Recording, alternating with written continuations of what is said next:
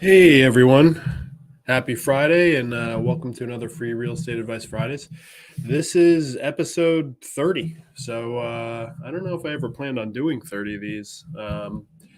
Started doing this as kind of an experiment, and it's always gotten pretty good response, and response has only gotten better, and more views and people just telling me that they see them all the time, which is really fantastic because I do enjoy doing them. But when I started doing this, I really didn't think, is this a broadcast? Is this a podcast? Which is funny because people call it a podcast all the time to me. And I say, I guess it's kind of a podcast, but it's definitely just a video. So, and the name Free Real Estate Fridays, it wasn't very thought out. So it is what it is. I may do a podcast one day, but for now, here it is. It is what it is. So thank you for all those who have watched many of these and have played along. I really appreciate it. And as always, if you have any questions or anything, please drop them in the comments. Or if it's not live, then you can text me or message me on Facebook or YouTube or wherever you're seeing this.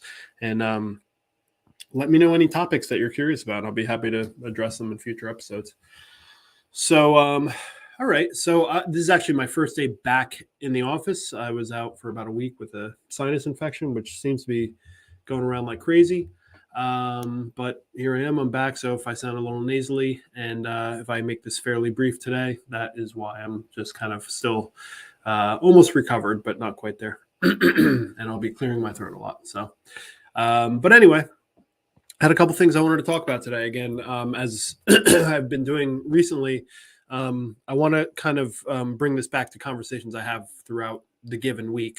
So I want to touch on a few things that were discussions that I had this week, namely with other agents. But I think they're important topics, and a lot of times we do have, as agents, there's a lot of us that are, fairly high performing and very engaged in this profession. And I point that out only because, this profession has a lot of part-timers and, side hustle type folks and all that stuff. But, your top, let's say top 10% of agents are, day in and day out, eat and sleep and breathe real estate. There's a few of us, and we have a lot of strategic discussions, and just like you would at your job, I'm sure there's a lot of talk about trends, especially in real estate right now. The market is crazy. And so we are just always kind of helping each other out to discuss what we're seeing out there and keeping each other on our toes. So one of those conversations I had this week with another agent, we talked about a few things. But one thing that I really want to talk about, because I think it's really important to point this out. We were talking about in regards to listings. I had a listing I was kind of expecting to one day have, someone that I keep in touch with very closely for many years. And we were going to list their house, and then they decided not to for their own personal reasons. Excuse me, which happens all the time. And that's totally fine, of course. I mean, literally, this happens all the time. It's a big deal to sell your house, and timing can be what it is, and sometimes people change their mind. So in that situation, I generally keep in touch with the person and just check in to see if there's anything I can help with in the meantime. Just standard stuff. And then any realtor can tell you stories like this. Cut to many months later, I'm showing a different house. And I look across the street, and there's my house with an under contract sign out front. And I think to myself, man, I wonder what happened there. I'm very surprised that I didn't get that phone call to say, all right, it's time, we're ready, and it's time to sell the house. And I can only kind of speculate about what's going on. But one of those speculations is, and by the way, it's absolutely nothing personal. There's obviously a whole backstory here and context and everything, and I'm totally aware of all that. And as an agent, you will lose a few sales and you will lose a few listings. It's I'm 42 years old, and my clients are my age or older, and I know I'm not the only realtor they know. It's really not a big deal. Does it hurt me professionally or no, not really. Would it what makes it challenging is obviously this market is very difficult right now. My income is attached to getting my clients homes, obviously, as well as selling clients homes. That's a lot easier these days, but getting my clients home. So, in a market like this where it's very hard to get a home, that can be extremely stressful, obviously, if my income is attached to that. Because I have a family and, I want the best for my family and I want to make sure that we have what we need and the resources and everything. And, that can be challenging. So from that aspect, yeah, it hurts a little bit, but it also comes with the territory. So, what I would say to anyone that I'm coaching as an agent or mentoring is you have to expect that some of these are going to happen. And that's why I say it's absolutely not personal at all. So it's disappointing, but it's not personal. So anyway, but I want to talk about what I speculate may have happened here. And even if it didn't happen in this case, I think it's a very common scenario these days. For a very long time, agents use a strategy of let's talk about door knocking for one thing. Door knocking is a tried and true strategy for agents. It's only speaking for myself here, but it's done out of it's. I don't think it's as much soliciting as people think it is. Obviously, we have to make a living, so there is a level of solicitation there. But I know that in the past when I've door knocked, mostly here in Clinton, almost entirely here in Clinton, actually. In fact, over 2 separate holiday seasons, I actually knocked on every single door in Clinton. And so the reason I say that, obviously, on some level, I'm soliciting for business, but also what I was doing in those particular times is I was offering up a toy drive. So I was telling people that, number one, I'm doing a toy drive, and anything that you give me for the holiday season, I'm going to take to a local donation spot and give these toys.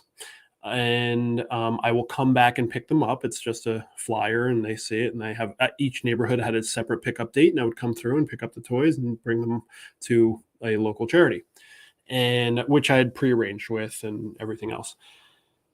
And in addition to that, obviously, I'm giving also a market report in my resume, essentially, of who I am and what I do, because there is obviously a slight solicitation aspect to this. And that's done out of it's a very honest approach. It's not, I obviously I'm a little biased here, but I don't feel that it's quite as solicitous, if that's a word, as some other things that might knock at your door.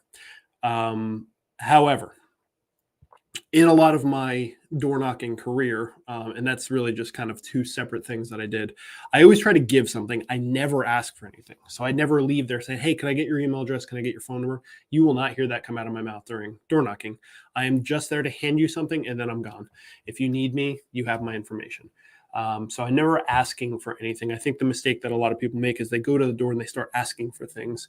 And listen, if you're going to door knock every door in Clinton, there's a good chance that like 80% of the people that answer the door have no interest in transacting real estate. They're going to be there for the next 15 years. And they're like, great, I appreciate that you're here, but we're not buying or selling. So, and that's kind of the thing of a cold style prospecting. However, what's been key in the past couple of years is when we're door knocking, part of what we're telling people, in addition to a market report and just giving a resume, is that I do actually have buyers for you. And this has become only way more true in recent years. I've actually door knocked neighborhoods for the very reason that I literally do have a buyer for that neighborhood who told me, Craig, I want to live in that neighborhood. There's nothing for sale there. And I say, I will go door knock every single door in that neighborhood for you, and we'll see if we can find something. So that is a very, in my opinion, again, a little biased here, but in my opinion, that is a very honest way to door knock. Because if anyone there was thinking about selling and maybe they have some apprehension about the actual process or they're just not quite ready, I'm literally saying, if you're not looking to go through the whole process of getting it to market and getting pictures taken and clearing out the house and everything, I may just have someone that just wants to buy it right now. And when I'm telling people that in my using myself as the example, I really do have those people. And this is something that I'll actually be revisiting because, again, I always refer to my big board because it sits up here to my left. So I have 19 buyers currently. That's in my real estate career, in terms of buyers that I had at one time, that is a career high. I'm generally trying to balance and have 50% listings to 50% buyers, and I'm way out of whack because there just is the demand, supply and demand are so out of whack right now, and that is part of the problem with this market. And that makes things very challenging for buyers and for agents. And I think what's happening is now, in my opinion, we're seeing more of this particular solicitation. I may already have your buyer. So I just want to qualify that a little bit. If you're a semi-decent agent nowadays, and let's say, and I would say, like, if you're selling more than 12 homes a year, more than one a month, you're what I would consider to be a producing agent. I think once you get to people that are selling 25 or 30 a year, that's a pretty solid living. I mean, you're making very good money at that point. And anything above that is like a mega agent. You know, that's your big time producers. All very different business models and different approaches to things. And there's many nuances in what makes those agents different. But I would say anyone over 12 a year is, you know, a pretty productive agent. That's not easy to do, for one thing, and it's an agent that's out there doing it on a pretty high level. So anyone at that level can knock on any door, and in this market can say, I have people that would probably buy this house today. That is new. It wasn't always like that. I might have a handful of buyers that are looking for very specific things, and I might be able to go door knock certain neighborhoods and say that. And I think a lot of agents use this as a very general solicitation. They do, in fact, have buyers, and those buyers are, in fact, looking for things. But that agent probably knows that the particular house that they're door knocking is not one that would work for any of their agent or any of their clients. When I look at my big board over here, I got 19 people looking all across New Jersey. Mostly Hunterdon. I do have some that are considering Somerset and Middlesex and Union County, but mostly Hunterdon. So across the board, I have a range from 250,000 to 1.2 million and everything in between. So if you took those numbers and assume that I have 19 of them, you can imagine that I have quite a spread here. So now I can literally knock on mostly any door in any town in Hunterdon, and I can almost guarantee that if that person said to me, you know what, yeah, we actually aren't looking to go to market, but we would love to unload this house. And if you can kind of get us there without going through that whole process, just by bringing us a buyer right now, yeah, we would sell. I can almost guarantee that I can make that happen. We used to kind of vocalize this differently, because if you're looking to do an exclusive deal, this would be considered an exclusive deal.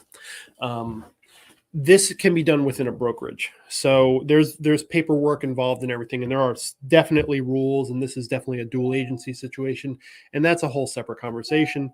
But that would be clearly laid out to you if you ever thought about doing an exclusive deal like this. But what it is nice is for that family that says, we really want to sell our house, we don't want to deal with all the showings. Like, for example, if they have 3 or 4 dogs, it's very hard to show a house if you have 3 or 4 dogs, because you either have to remove them from the house, and if you leave for the day for work and there's no one to take the dogs out of the house, it can be very challenging. So that would be a good example of someone that might want to do an exclusive deal, because they may only show it to one buyer. Now, from the buyer's perspective, you have to give them a deal that's going to incentivize them enough to not go to market, which right now probably means that you're going to have to meet their number. To just give an example of what I mean is if they're planning to go to market at 500,000, there's and it's priced properly. We're going to assume it's properly priced. And, as a buying agent, I would run your comps for you and say, yeah, 500,000 is a very fair price. It's safe to assume nowadays they're going to get more than that. So if you're preventing them from going to market by making an exclusive deal with them, you really have to probably go north of that 500,000. They might just give you a number. They might say, hey, look, we appreciate your offer, but in order for us to avoid going to market, we would really like to get 530. That's their counter offer. And you would say, sure, I get it, and we appreciate not having to go through a multiple bid situation and all that. And yeah, we'll do the 530. So that would be how an exclusive deal works. Here's what I want to tell you is this should not necessarily affect your selection of a realtor because, like I said, any realtor here in Hunterdon County or anywhere else that's selling 12 or more homes can make this claim. Now, the difference between someone that's selling 12 homes a year and someone that's selling 30 homes a year is obviously just going to be the number of buyers that they have available to them. If they are a buyer's agent, some agents solely focus on listings. But if they're a buyer's agent, then it would just be conceivable that, a higher producing agent would have more buyers to give you. In addition, remember that these exclusive deals are brokerage exclusives. They are not realtor exclusives. So I can come to you and say, hey, I might have a buyer for you. If you would sign a listing agreement with me, I can get a buyer in here tonight. Also, I have 160 agents in my office who all also have buyers. Those are all true. That's how these things work. So not only do you want to be cognizant of how productive that agent is and what kind of buyers they might have. I mean, quick, Google, look them up on Zillow and see how many homes they've sold. And if they look like they're a high producer, then yeah, I mean, they probably do have that. If they're not a big producer, they may have that. They may be telling you the truth, but would you rather give them the listing or would you rather give someone who has a slew of buyers? Because, there's a desperation aspect to this is if you're not quite a high producer, this is I'll say something slightly controversial here. If you're not a big producer and you do in fact have one buyer who may want that house, this could be seen as slightly self-serving. And the reason for that is obviously it's dual agency. So if I personally am bringing you the buyer and asking for your listing, I am now a dual agent.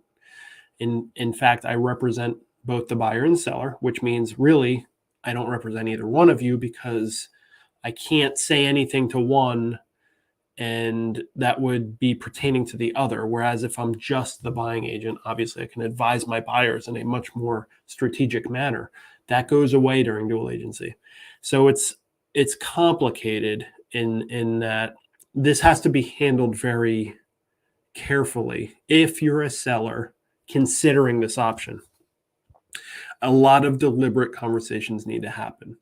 It's not just I think the caution here is you have to be careful that you're not just throwing a listing to someone who desperately needs a home for one particular buyer. So it solves their problem, but did it really solve yours? And that's very important if you're the person who has the house. That's the most important part of this equation is you hold all the cards. This is a seller's market for sure. So I fear that some people are hearing this. Hey, I already have someone that wants to buy your house. We all do. That's where we're at in this market. So don't get lured in by that. Say, okay, that's great because it probably is true. But what else? Tell me what else. Like, what's the strategy here? What would be the incentive for me to do this? And if they can't answer those questions very clearly, and you feel very comfortable with that situation, be very cautious because, in that situation, you really should be receiving top dollar. because if you're not, you should just go to market. There's no question there. So that conversation is a very specific conversation, and a conversation I have a lot with people that are thinking about listing. And it's very specific how that works, and it's a very specific conversation. And I know that anyone I have that conversation with will understand when we part ways exactly what I'm proposing. There should be no questions. There should be no ambiguity in the situation. So that is something to be very aware of in this market. And it's tough out there. The other thing I wanted to comment on this market. So we are seeing inventory is decent. That's a very relative term. I should restart that. Inventory is horrible in actuality, but trending wise, we are seeing some inventory pop up. What are the concerns right now?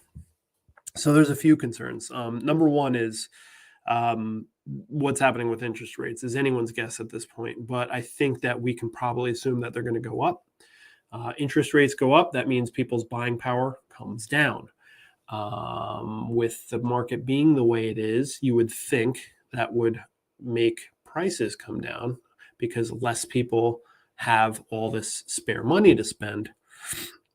But the tricky part is, and this is anecdotal, of course, but what I'm seeing here personally in Hunterdon is we still have so many people that have swung and missed on so many homes that even though there are lesser in quantity offers, the offers themselves are getting more desperate. I'm seeing more waived inspections. I'm seeing more waived appraisals. I'm seeing kind of hit you over the head type offers, 70, 80, 90K over asking.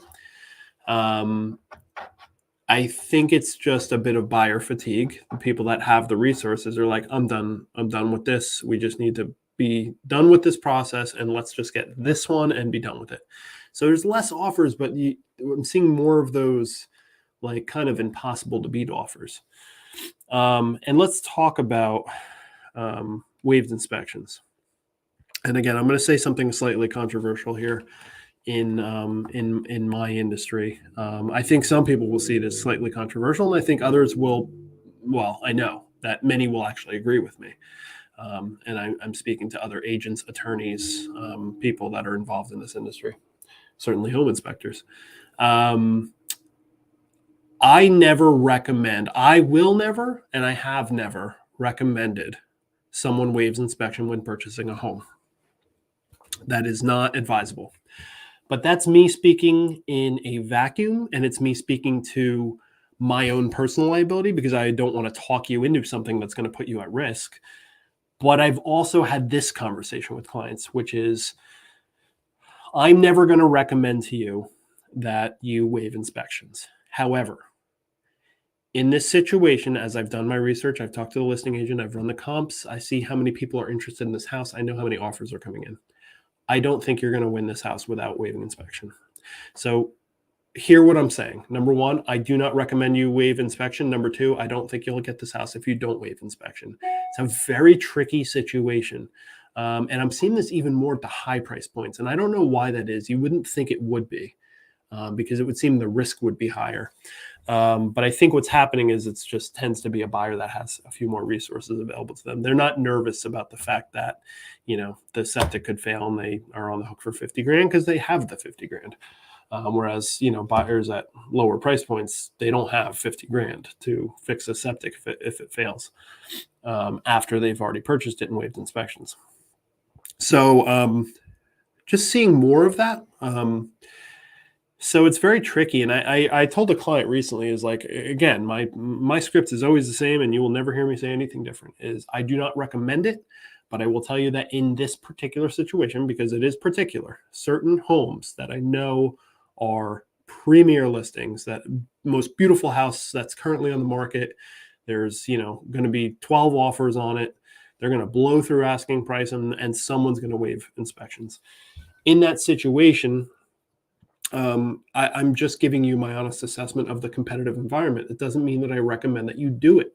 It just means that I'm giving you the reality check that if you don't do it, you're probably not going to get that house.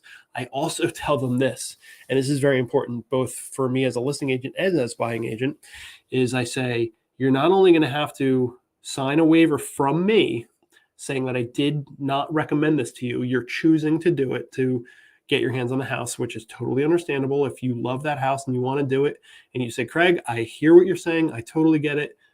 I must have this house, and I'm going to go ahead and choose to waive inspection. I hand you, I don't hand it to you, it's digital, but you get a thing to sign that says, I did tell you, I did not recommend it, but you're choosing to do it of your own volition, totally fine. But now you got level 2. It's kind of like a video game. Now you got the final boss. That final boss in my situation is my trusted attorney that I use. And I'll give her a quick plug, Suzanne Light. She's a fantastic attorney, because I know she does not like to waive inspections. As really, I don't know of any attorneys that like it. But now I always tell my client, all right, so fine, you told me and I wrote the offer accordingly and you signed the waiver. We're good. But now you got to go tell Suzanne. And I always make that equate it to the final boss of a video game because she's going to really question you, and you have to stay strong and say that, because the second you call me back and say, you know what, I talked to Suzanne and I don't think I want to waive inspection anymore. Now I have to call the other agent, the listing agent, say, my client talked to his attorney and said that he doesn't want to waive inspection anymore. But guess what? You probably don't have the house anymore, because that situation right there happens all the time. And when I, as a listing agent, take an offer where they've waived inspections, and this has become so common now, the first question I ask them is, did you discuss this with your attorney? Because I don't want it to get to attorney. I don't want us to go through the whole process of accepting the offer and getting to attorney review and then turning around and saying, oh, you know what? They talked to their attorney. They're not waiving inspection anymore. I've had it happen. And, there are a variety of outcomes, but more often than not, the deal is dead at that point, because that's usually why we picked that offer. And I say we, it's not me, it's my seller picked that offer.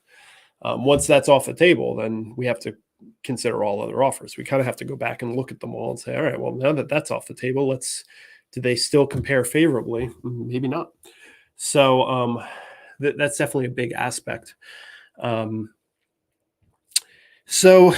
And then waiving appraisal. I mean, so there's, and let's go back to the home inspection. And again, I'm talking very generally here. Please don't hold me to this in any way, shape, or form. But what's the big risk if you waive inspection and something pops up? I mean, around here, definitely septic, maybe the roof. Could it be structural? It could be, for sure. But I don't. I'm just protecting my words to not say anything that's I don't want to make it sound too easy, because there could be a structural issue with the house. How many times has that happened in my career? It's happened 0 times. I've sold roughly 100 homes and I have not run into that yet. So, the average inspection outcome is like anywhere from $5 to $20,000, depend, and 20 is on the high end. I mean, that's like something went pretty wrong. I had one recently that was in that neighborhood and it had, a variety of issues. But if those issues are clear cut and certain types of issues, then you go with it. I mean, it is what it is. I mean, the seller is going to have to deal with that no matter what. So for that reason, it's almost in their incentive to just work with us and get through it, acknowledge, oh, yep, for example, yes, we have mold. We see you've done your due diligence. You're showing us the mold. You've gotten it tested. It is in fact mold. It's all over the place. Needs to get mitigated. The next person's probably going to want to do the same thing. So yeah, we'll work with you on this and we'll help you. We'll give you credit because it's not your fault. There's mold here. So that would be an example of something like that. So if you have the pockets to just cover all this, then sure, do that. But you're running that risk of a few things: is the septic, the roof, structural stuff, tanks, underground tanks. If you hit one of those issues after you've made an offer with no inspection, there's risk there. It's the opposite of winning the lottery. It's, you find out there's a underground buried tank and it's leaking. That could be big money. And that's probably the biggest scenario I can think of. How likely is that? It's not likely, but it is a real risk. So there's that. And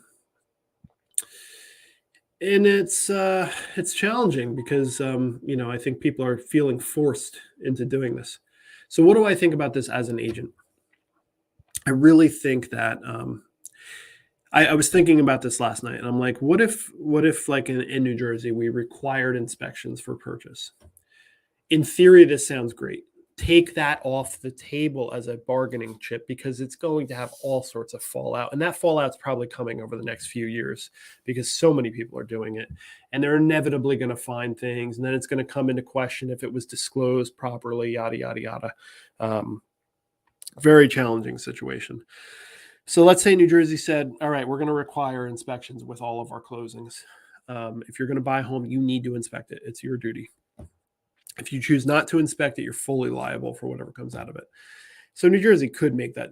New Jersey is not opposed to making rules, so it wouldn't be shocking if they added that regulation to this industry. However, there are properties that we know are never going to be inspected. So you can't really do that because there are scenarios often where there will not be a home inspection. For example, investors, people buying investment properties. And I'm not saying that that's exclusive to those, like that they're not always doing that, but it's very common if they're buying a foreclosure or something. A lot of times those foreclosures come with they've already been inspected, and those buyers tend to are a little less risk averse. They tend to have resources. They're probably experienced in buying homes. It's a very different situation. So you can't really mandate it because those buyers don't really want that. And those sellers probably don't want it either. Those sellers are banks that are selling foreclosed properties. So it's tricky. It's not as easy as it appears. But I think that as an industry, I really do wish that we would do away with this practice. It to me is a problematic practice. And again, that's me saying something that is relatively controversial in this industry.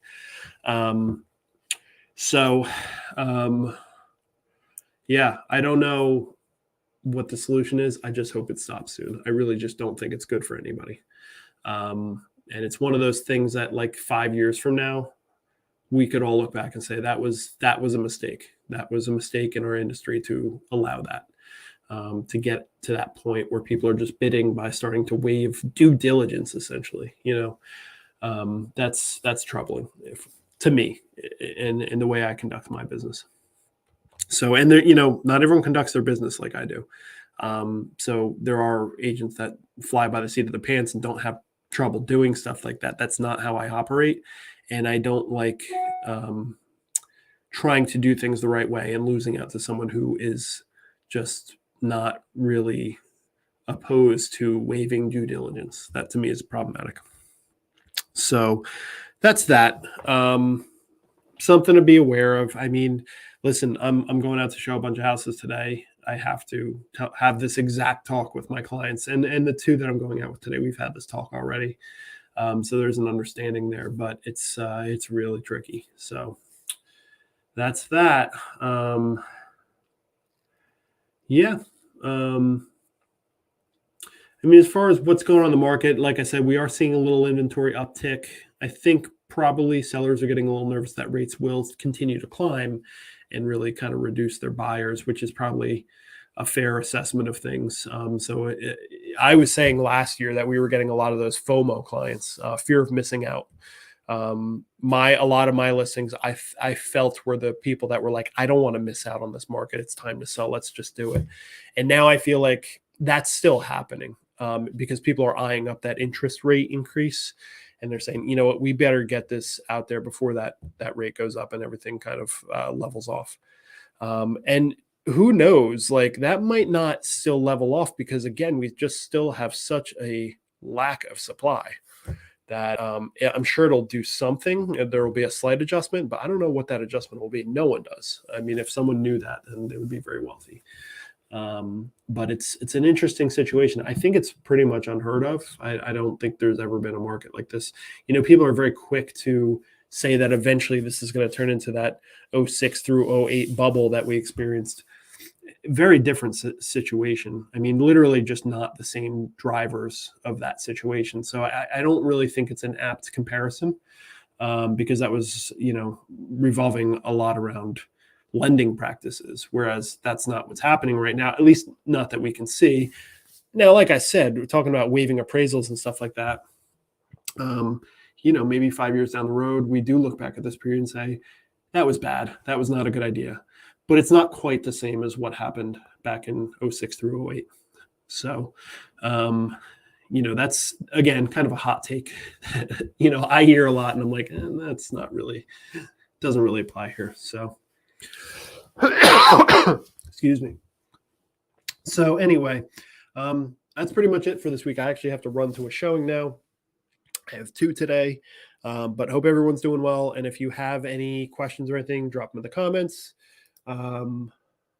There's my sister. Thank you, Jen. I really appreciate it. Hi, right back to you. If you have anything that you would like to ask about in future episodes, just drop them in the comments, email me, text me, whatever, however you want to get in touch with me, message, YouTube, comment, whatever. I really appreciate the viewership. Numbers continue to go up. New subscribers on YouTube channels getting lots of traffic. It means a lot to me, guys. It really does. I like doing these, and I think it's a good, honest way to just spread some good information. And for me, obviously, if any of you want to work with me, I like that we potentially met this way. And you wouldn't be the first, because I've had other clients find me this way. So, but I'm always happy to answer questions and talk real estate. So. Anyway, everyone stay healthy. Take care. Hope we have I think we're supposed to get some very hot weather this weekend. So stay cool, and I will see you all next week. All right. Take care, everyone.